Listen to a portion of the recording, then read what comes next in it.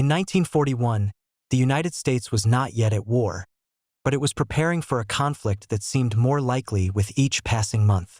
Across the country, factories that once built cars, farm equipment, and household goods began to change their focus.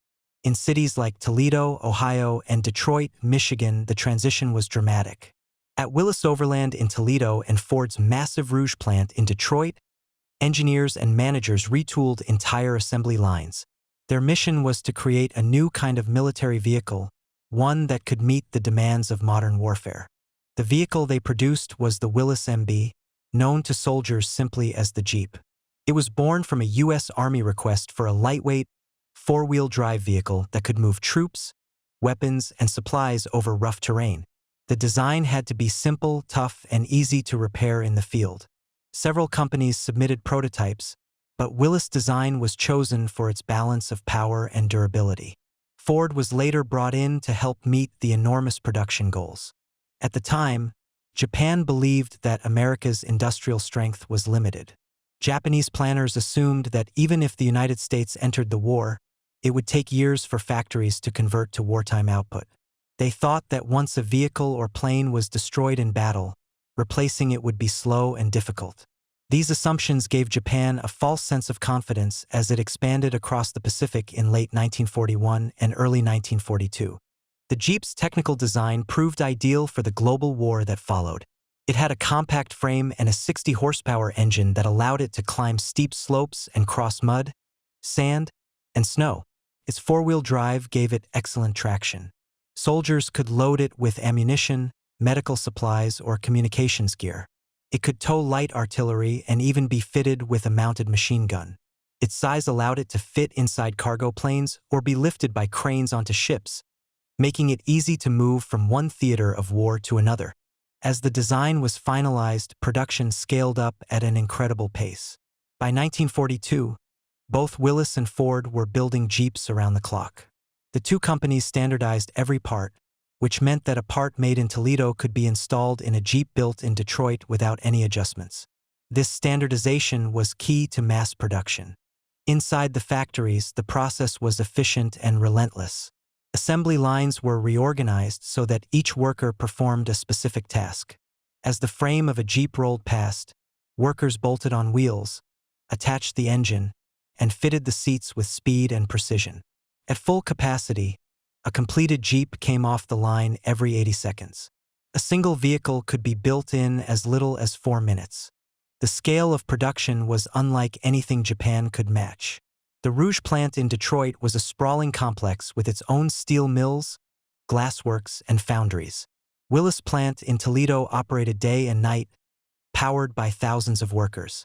Many of these workers were women who had stepped into industrial jobs while men served overseas. They learned quickly and took pride in knowing their work directly supported soldiers in combat. By mid-1943, the first Jeeps began arriving in combat zones in large numbers. In North Africa, American forces under General Patton used them to scout enemy positions and move supplies across deserts where traditional trucks would get stuck. Soldiers quickly discovered the Jeep's versatility. It could navigate narrow mountain passes, cross streams, and handle steep inclines. In the Pacific, Jeeps replaced horses and mules in jungle terrain. On islands like Guadalcanal and later in the Philippines, they carried wounded soldiers to aid stations and transported ammunition to frontline units. Marines used them to pull small artillery pieces into positions the enemy thought were unreachable. When Japanese forces encountered the Jeep for the first time, they were stunned. Their own logistics relied heavily on bicycles, horses, and a small number of light trucks. The Jeep's speed and durability gave U.S. troops a mobility advantage Japan could not counter. Reports sent back to Tokyo described American forces that moved with surprising speed, supported by an endless supply of machines and equipment. Some Japanese soldiers began calling the Jeep a mechanical horse, a term that reflected both respect and fear. For Japanese commanders, the appearance of so many Jeeps was deeply unsettling. They could not understand how America kept replacing vehicles lost in combat. When they destroyed one, several more seemed to take its place almost immediately. What they could not see were the vast factories thousands of miles away, operating without pause. The scale of production was staggering. By 1943, American industry was building more vehicles in a single month than Japan could produce in an entire year. The Jeep became a visible symbol of that industrial might. To soldiers on the ground, it was just another tool, a reliable workhorse that did its job without complaint. To Japanese forces, it represented something far more troubling, the realization that they were fighting a nation whose resources seemed limitless. By the end of the war, 650,000 Jeeps had been built. They appeared in every theater of combat, from the deserts of North Africa to the forests of Europe and the islands of the Pacific. The Japanese military had completely misjudged the industrial capacity of the United States. The sight of thousands of Jeeps on the battlefield was the clearest sign of that miscalculation, a moving display of American production power that reshaped the war and its outcome. The Jeep was not just another vehicle. It was a machine built for a specific purpose and refined to meet the demands of a global war. When the U.S. Army issued its call for a lightweight, four-wheel drive vehicle in 1940, it needed something that could be shipped anywhere, survive harsh conditions, and serve many different roles. Willis-Overland produced the winning design, and soon Ford and other manufacturers joined in to meet the staggering demand. The final Jeep was compact and rugged. Its small size allowed it to travel on narrow paths through jungles and mountain trails. It weighed about 2,400 pounds, light enough to be lifted by crane or rolled into the cargo hold of an aircraft. Soldiers could even push it out of a plane with parachutes attached, ready for combat as soon as it landed. Its frame was simple but tough, built to withstand mud, sand, snow, and the rough handling that came with wartime service. The Jeep's engine produced 60 horsepower, giving it enough strength to carry several soldiers, ammunition, or supplies while climbing steep hills or crossing rivers. It had a four-wheel drive system that gave it excellent traction on uneven ground. This feature set it apart from civilian vehicles of the time and allowed it to move across battlefields where other vehicles would get stuck. The Jeep could tow small artillery pieces, haul stretchers for wounded soldiers, and even mount a machine gun for direct fire support. Its versatility made it an essential tool for every branch of the military. The name Jeep came from its official designation as a general-purpose vehicle. Soldiers shortened this to GP over time. The letters blended into a single word that was easy to say and remember: Jeep. The name stuck and soon became known around the world. Building this vehicle in the numbers required for war meant creating an entirely new production system. The U.S. had experience with assembly lines thanks to Henry Ford's earlier work in the automotive industry.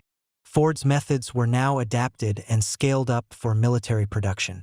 Every step of the process was examined and streamlined. Willis and Ford standardized every component.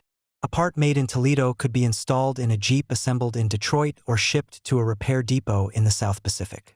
This interchangeable system reduced delays and made field repairs easier for soldiers.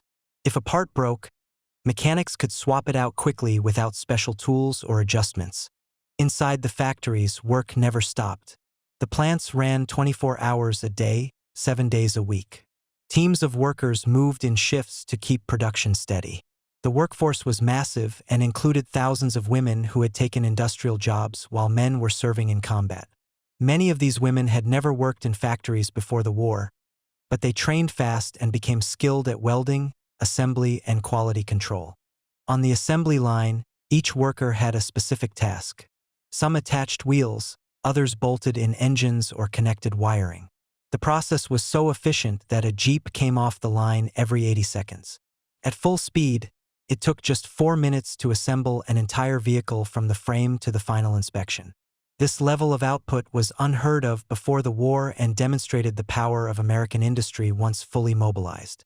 The scale of production was immense. Ford's Rouge plant in Detroit covered more than a square mile and had its own steel mills, glassworks, and foundries. Raw materials entered at one end of the complex, and finished vehicles rolled out the other. Willis-Overland in Toledo expanded its facilities to keep pace, while smaller companies like American Bantam supplied parts. This network of factories worked together seamlessly to produce Jeeps in numbers no other nation could match. The Jeep's mass production was not just about machines. It was about coordination and planning. Managers tracked every shipment of parts, every schedule, and every shift of workers. Delays were identified and fixed immediately. Supply lines stretched across the country, moving raw materials to the plants and finished vehicles to ports for overseas shipment. Railroads played a critical role, carrying trains loaded with jeeps to military staging areas. As the war went on, the demand for jeeps grew. Commanders in Europe, North Africa, and the Pacific requested more vehicles each month. American industry responded by increasing production further. Entire communities felt the impact. Local businesses provided food and housing for factory workers. Schools adjusted schedules to train young men and women for industrial jobs. Posters and newsreels reminded people that the vehicles they built were directly tied to the success of soldiers fighting overseas. The factories themselves became symbols of the Homefront war effort. Visitors could walk catwalks above the assembly lines and see rows of frames moving steadily forward, each step bringing a new jeep closer to completion.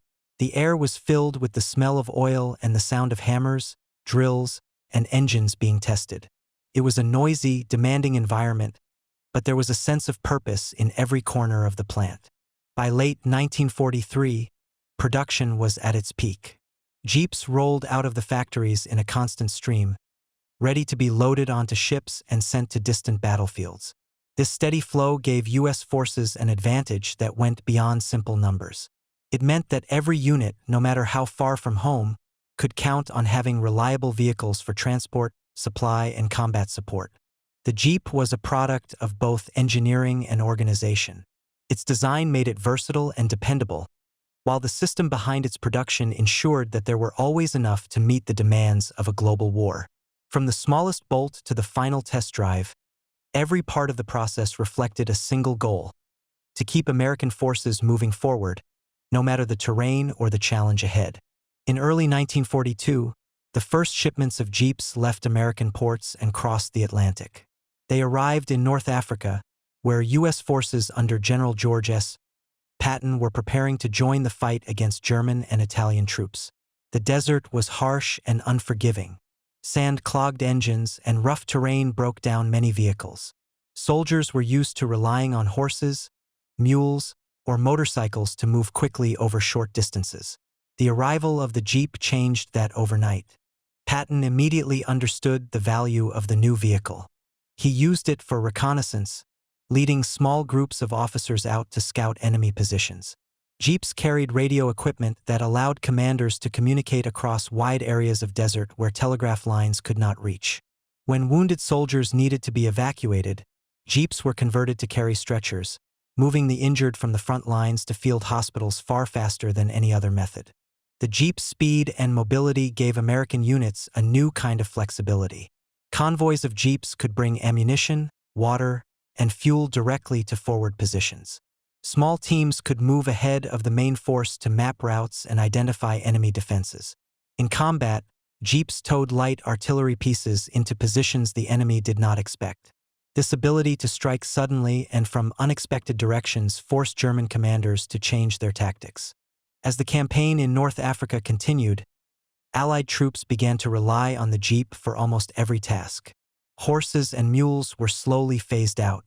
Motorcycles, once used for courier work and scouting, were replaced by Jeeps that could carry more equipment and travel over more difficult terrain. Soldiers came to see the Jeep as an essential part of daily operations. It was not a glamorous vehicle, but it was reliable, and it never stopped working as long as fuel and spare parts were available. While Jeeps were proving their worth in North Africa and later in Europe, another theater of war presented different challenges. In the Pacific, the terrain was entirely different. Dense jungles, volcanic rock, and narrow trails made transportation a constant problem. Japanese forces were skilled at using this terrain to their advantage. They relied heavily on manpower, bicycles, and a limited number of small trucks to move supplies. When American Marines and soldiers began their island-hopping campaign, the Jeep arrived with them. At first, there was doubt about whether a wheeled vehicle could handle jungle conditions. Those doubts vanished quickly. Jeeps powered through mud and over roots, carrying ammunition and food directly to frontline positions. They replaced pack animals for hauling supplies, which meant more speed and less fatigue for the troops. On Guadalcanal, Jeeps moved wounded men from jungle clearings to beach evacuation points. They carried communication gear that allowed field commanders to coordinate artillery and air support. Their engines roared where only footsteps had been heard before, giving U.S. forces the ability to respond rapidly to Japanese movements. Japanese soldiers were shocked the first time they saw the vehicles. To them, the appearance of a small, fast machine that could navigate terrain they considered impassable was a sign of a new kind of warfare. In later battles, the Jeep's impact grew even more dramatic.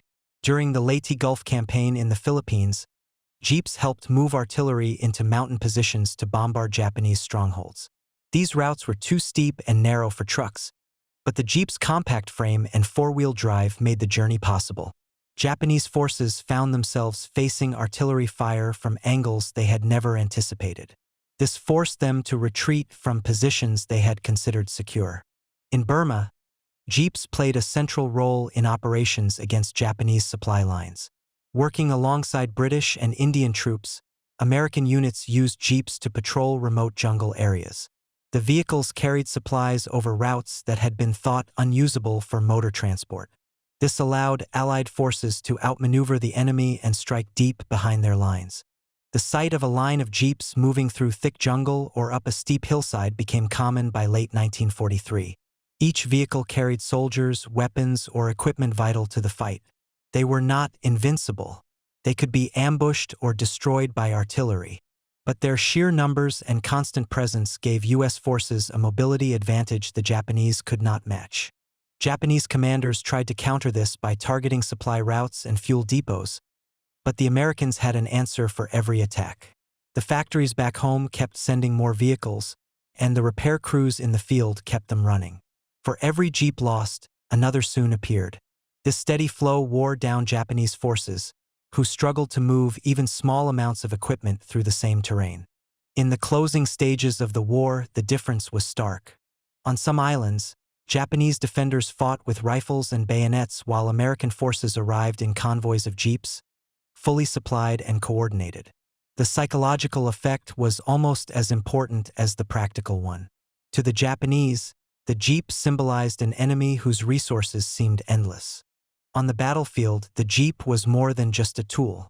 It allowed rapid movement, surprise attacks, and constant pressure on the enemy. It gave American commanders the ability to think in terms of speed and reach rather than limits and obstacles.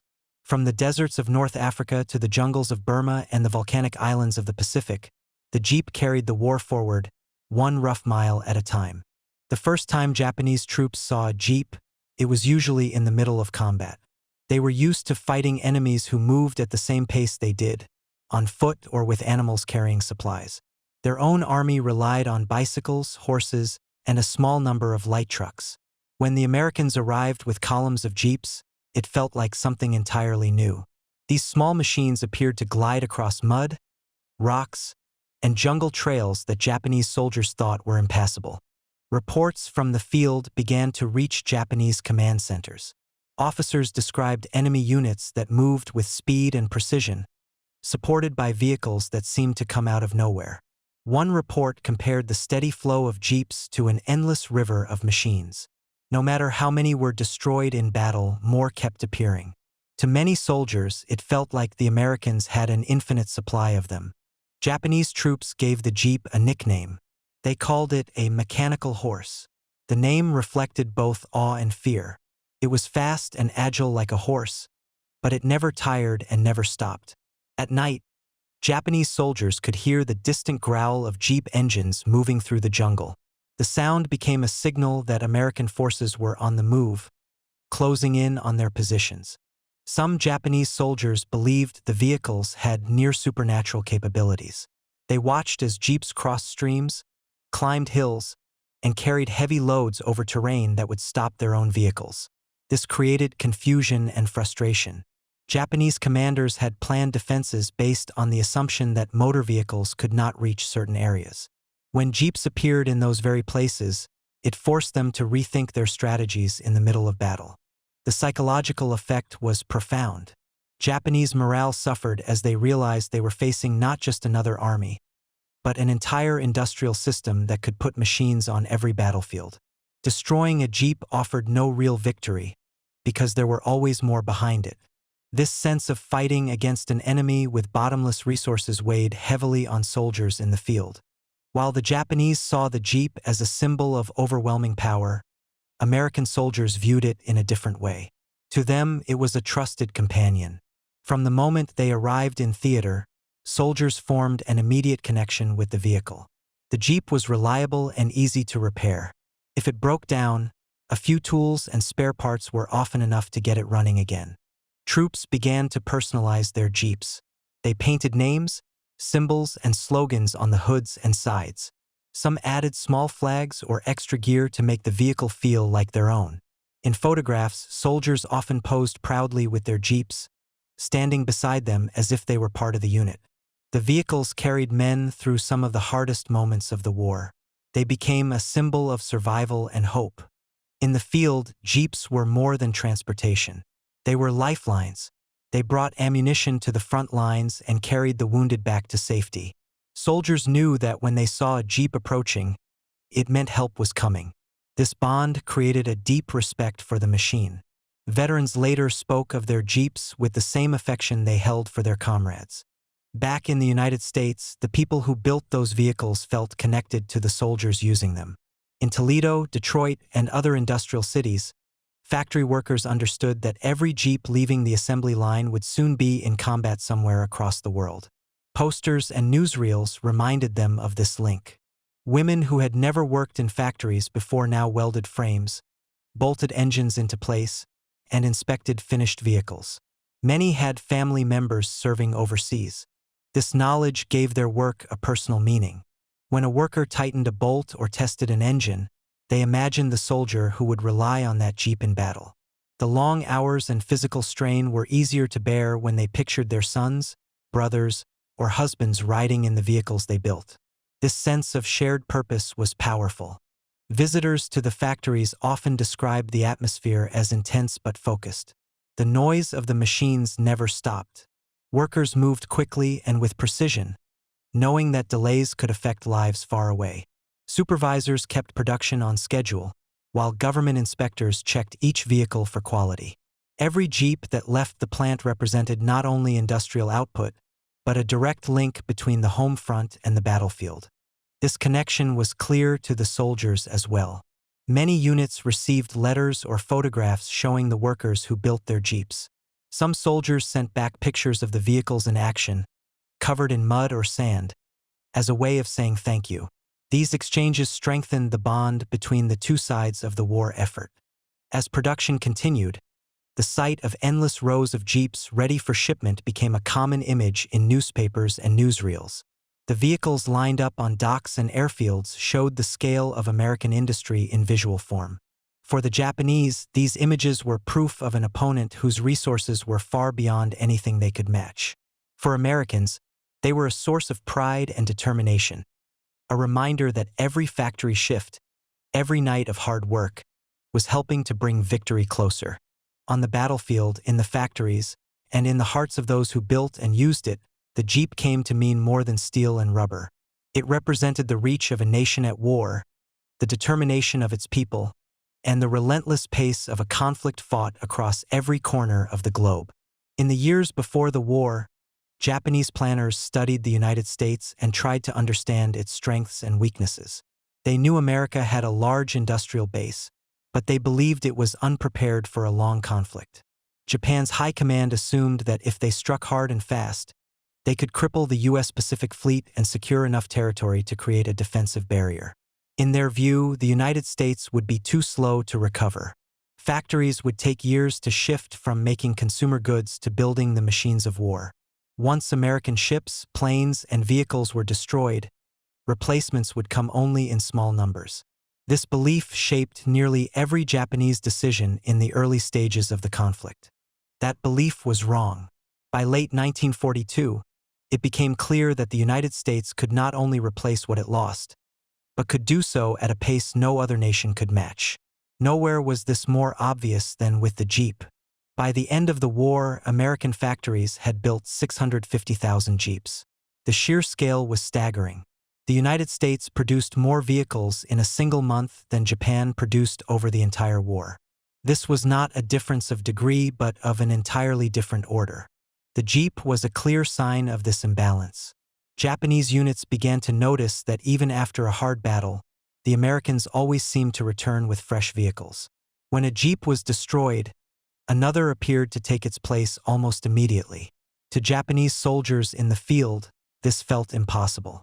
To Japanese commanders, it was a logistical nightmare they could not solve. They had no way to match the speed at which the Americans could move men and supplies. The operational effects were dramatic. The Jeep gave American forces a level of mobility the Japanese could not counter. In previous wars, moving troops across difficult terrain required long marches or pack animals. Supply lines were slow and vulnerable. With the Jeep, entire units could move quickly, carrying everything they needed to fight. This allowed U.S. commanders to plan operations that would have been unthinkable a few years earlier. In the Pacific, the Jeep became a key part of the island-hopping campaign. Each new invasion required rapid movement from the beachhead inland. Jeeps carried ammunition, rations, and communication gear directly to the front lines. Engineers used them to haul tools and materials for building airfields and defensive positions. Medical teams used them to evacuate the wounded under fire. This speed meant that American beachheads could expand before the Japanese had time to organize counterattacks. On larger islands, Jeeps supported deep penetration strikes. Small, fast-moving units could bypass strong points and cut Japanese forces off from their supplies. Once surrounded, these enemy positions could be isolated and destroyed at a lower cost. The ability to move quickly and unpredictably gave American forces a constant advantage. Japanese troops often found themselves facing attacks from directions they thought were secure. The Jeep also allowed for encirclements on a scale the Japanese could not match. In battles like Leyte in the Philippines, Jeeps helped transport artillery and ammunition into positions that completely surprised the defenders. Japanese units were trapped and cut apart before they could regroup. These victories were not only the result of tactics but of logistics. The Americans could move faster and sustain their operations longer because their vehicles kept supplies flowing without interruption. Beyond the battlefield, the constant presence of Jeeps had a psychological effect. Japanese soldiers began to see them as symbols of an enemy that could never be stopped. When they destroyed one, several more appeared. Entire convoys of Jeeps rolled into captured positions, each vehicle loaded with fresh troops and equipment. The sight was demoralizing. It told the Japanese that no matter how hard they fought, the Americans could always bring more. This perception reached the highest levels of Japanese command. Reports from the front described not just battles, but the scale of American supply lines. Officers spoke of a river of machines that never ran dry. They understood that each Jeep represented more than just a vehicle. It was proof of an industrial base that dwarfed their own. Japan had built its strategy on the idea that it could win quickly and force the United States to negotiate.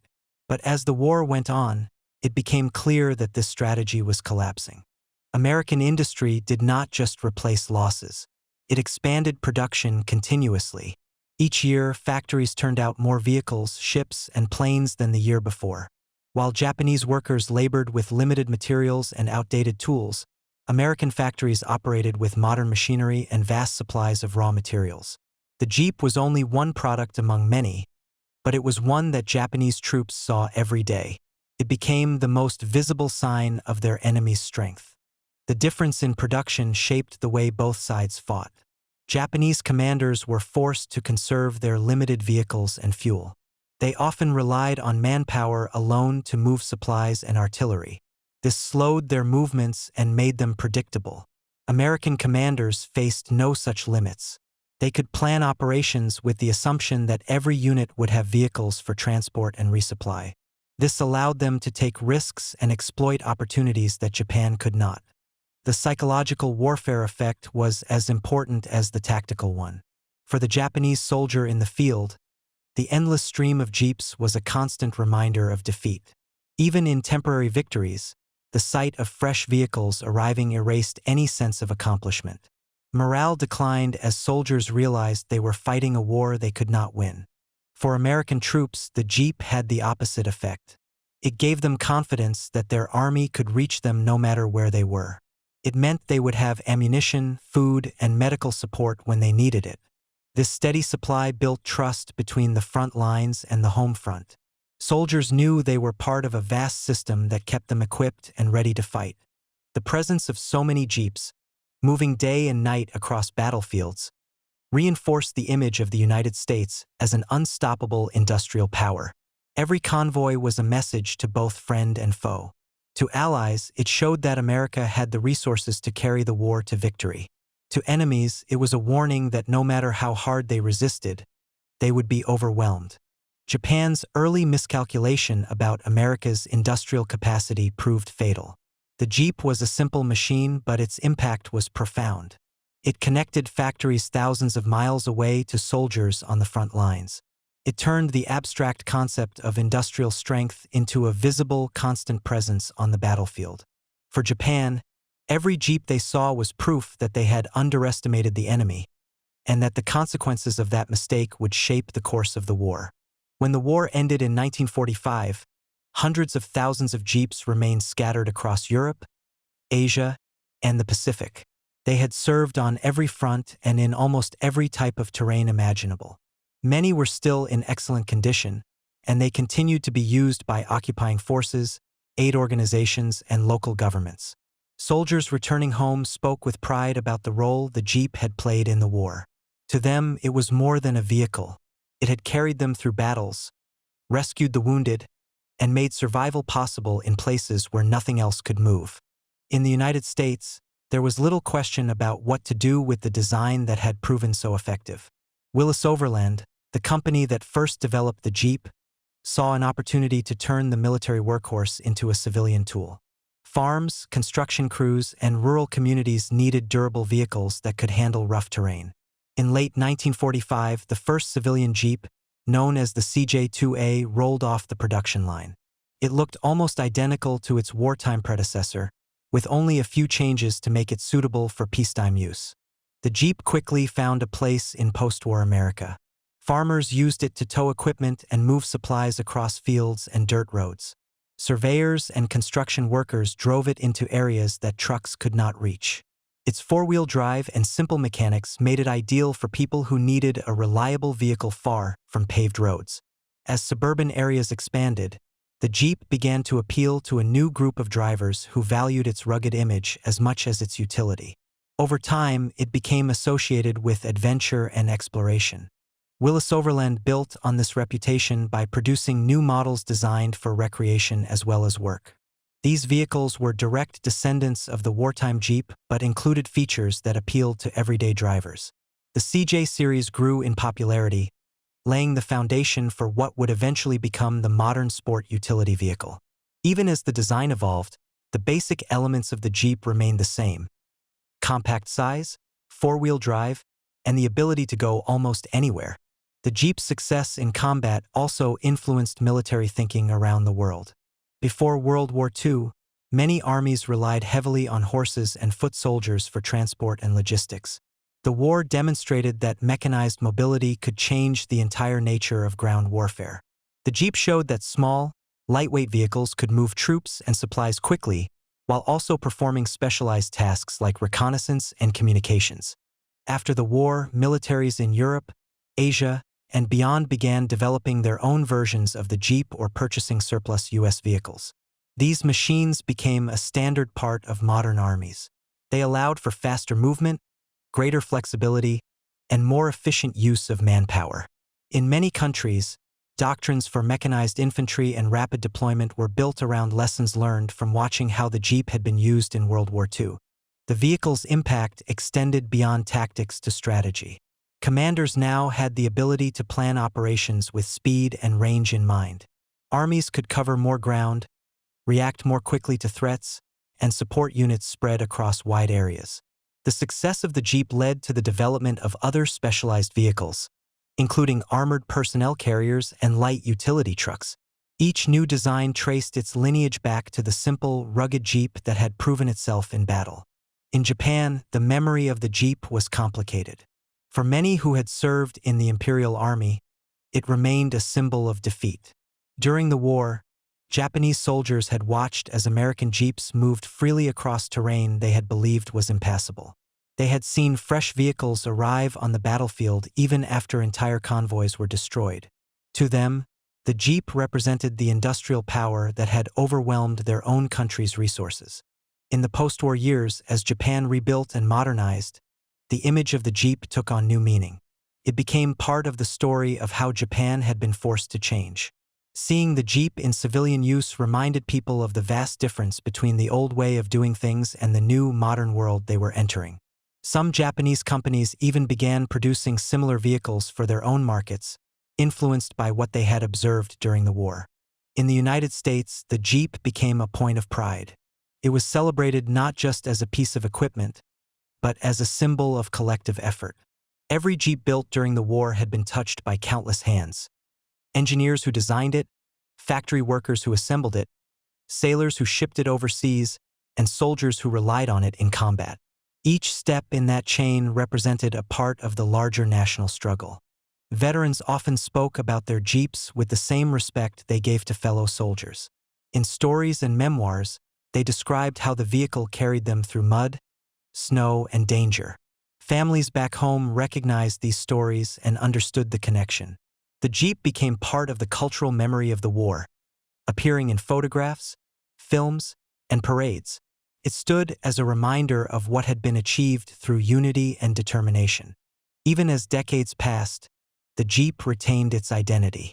Modern versions of the vehicle, built for civilian use, still carry design elements from the original wartime model.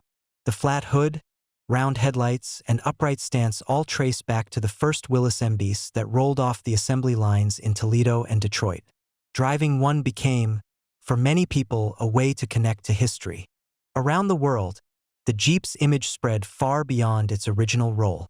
It came to represent freedom of movement and the spirit of exploration. In rural areas, it was a practical tool. In cities, it became a symbol of independence. The same qualities that made it valuable in war, strength, reliability, and adaptability, made it appealing in peace. From battlefields to back roads, the jeep's journey after World War II showed how a single machine could influence both military doctrine and everyday life. It carried with it the memory of a time when industry and ingenuity combined to meet the greatest challenge of the century. For those who built it, drove it, or saw it in action, the jeep remained a living reminder of how much could be achieved when an entire nation worked together toward a single purpose.